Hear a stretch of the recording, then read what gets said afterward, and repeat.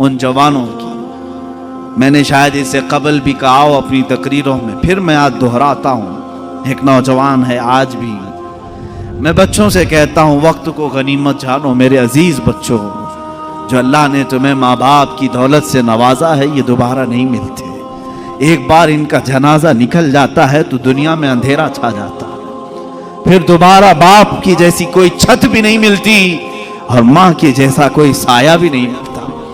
ये याद रखना हमेशा। एक नौजवान को मैंने देखा था, वो बड़ा अय्याश तबीयत का था। माँ बेवा है, बहुत पहले ही शौहर का इंतकाल हो गया था। बच्चा सिर्फ 4 साल का था या छोटा सा था। जब से वो घरों के काम कर करके अपने बच्चे को पालती थी। जवान हुआ तो औबाशों की सोहबत में लग गया, बदमाशों की सोहबत में आ गया। माँ को अब इससे बड़ा धचका और क्या लगे।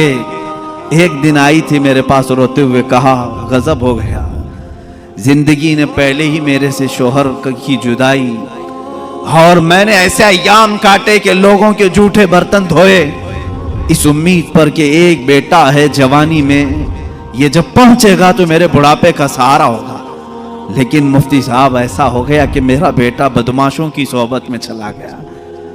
अब मेरा वो आखिरी सहारा भी खत्म है, मैं किसके पास जाऊंगा। वो गम के मारे इतना रोई थी।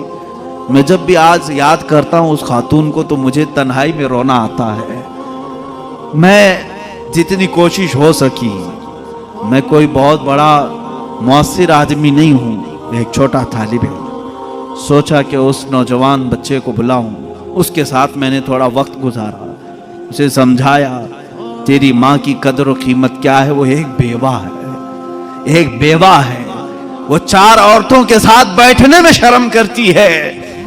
क्या तू अपनी माँ के साथ वक्त नहीं बिताता? दुनिया में तेरे दोस्त होंगे, तुझे दोस्त छोड़ करके जाएं तो तुझे कितनी तकलीफ होती है। तू सोच अपनी माँ को, उसके तो कोई दोस्त नहीं और उसका बेटा भी उसको रात अकेला छोड़कर जाता है। वो रोया मेरे पास, कहा कि हजरत मैं वादा करता हूं अपनी माँ के लिए मैं काम करूंगा। मैंने समझाया। दूसरे ही दिन कहा मैं नौकरी के लिए तलाश में चलता हूं। मुझे वो बात आज भी याद है, तकरीबन 6-7 साल हो गए होंगे। वो नौजवान है अभी भी, वो सुनता भी होगा। उसने कहा अम्मा से मैं कहता हूं मैं नौकरी करता हूं। माँ उस दिन बड़ी खुश हुई, कहा हजरत आपने मेरे बच्चे को सीधे रास्ते पर लाने में बड़ी मेरी मदद की है। बस जिंदगी की एक ही ख्वाहिश रह गई है कि मैं अपने बेटे की कमाई खा लूं। मेरा बेटा कमा करके लाया हो, मैं वो खा लूं। जिंदगी पर लोगों के जूठे बर्तन धो धो करके बच्चे को पाला है, एक बार मेरा बेटा खिलाए मुझे। वो इस आस में रही। वो बेंगलुरु या कहीं किसी इलाके में नौकरी पर गया। महीना गुजरा था, तनख्वाह आई उसकी। उसने कहा तनख्वाह संभालकर, पहली तनख्वाह मैं अपनी माँ को लेके जाता हूँ। वो पूरा अपनी तनख्वाह, अपनी सैलरी लेकर के गांव पहुंचा था। उसे पता ही नहीं था उसके घर के पास भीड़ जमा हुई थी। जब उसने देखा तो लोगों ने कहा कि तेरी माँ का रात में इंतकाल हो चुका।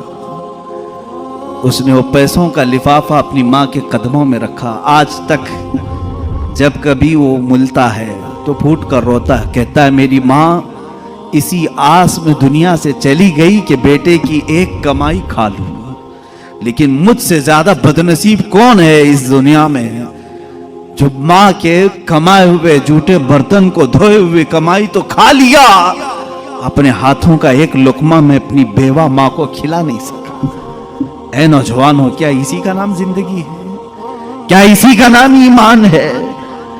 तुम्हारे अखलाक तो वो होने चाहिए कि तुम बाहर जाओ तो तुम्हारे माँ बाप तुम्हारे अखलाक पर फख्र करें। तुम्हारी एक एक कमाई के लिए वो आज भी इंतजार में है। एक बात याद रखना, माँ बाप लालची नहीं है तुम्हारे, लेकिन सिर्फ उनकी ख्वाहिश ये होती है कि बेटा अपने पैरों पर खड़ा हो जाए।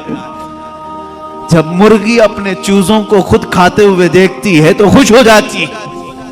पहले चोंच से दाने तोड़ तोड़ के खिलाती रहती है, लेकिन जब बच्चे खाने के लायक हो जाते हैं तो खुश होती है। क्या तुम्हारे माँ बाप को इतनी भी खुशी नहीं देना चाहते हो? आज इतना भी उन्हें सुकून नहीं देना चाहते।